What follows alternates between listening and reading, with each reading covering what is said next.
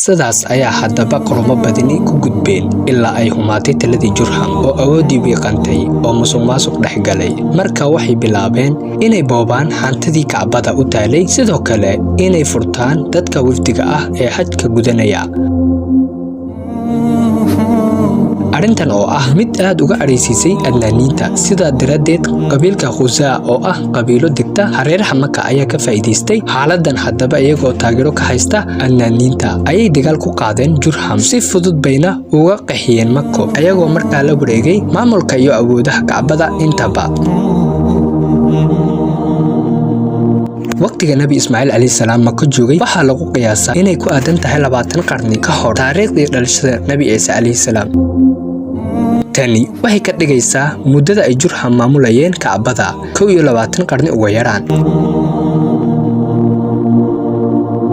waxay haddaba Maka gacanta uga jirtay Quraysh ilaa Nabiga sallallahu alayhi wasallam laga soo saaray, sida aan arki doono.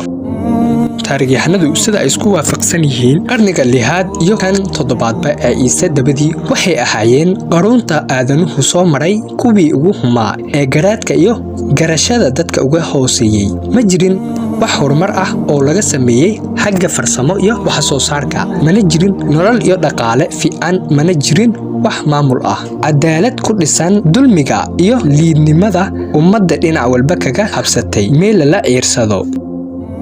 dadku waxay u kala qaybsanayeen madax ama boqoro kala taliyaal ah, wax dastuur oo qaban karna uusan jirin. dadka ka sareeya qaarkood laga aaminsan yahay in dhiig ilaa jirkooda ka soconaya, iyo dadweyne dulmiga iyo xaqdarrada dhinac walba kaga habsatay cid ay ula iirsadaan ama ula araraana aysan jirin. beer wax soo saarta wax ay soo saartana u soo gudbiso madaxda oo ay markaas u adeegsadaan kibirkooda iyo qooqooda. haddaba si aan u fahmno Nabiga sallallahu alayhi wasallam ka hor xaaladda jirtay, waxaan u baahanahay inaan dulmar ku sameeyno muuqaalka guud ee nolosha, sida siyaasadda, diinta iyo akhlaaqda Carabta iyo ummadaha kale ee ku xiriirsan intaba. maamulka ka jiray dhulka Carabtu markii Nabiga sallallahu alayhi wasallam la soo diray waxay ahayd laba nooc u dhisan hab dawladeed oo ay ka taliyaan boqoro taajka madaxa u saaran, iyo nooca qabiilada iyo madaxda dhafaha usrooyinka oo haysta dhammaan wax awood ah ee boqorku haysto qabiilkooda dhexdiis.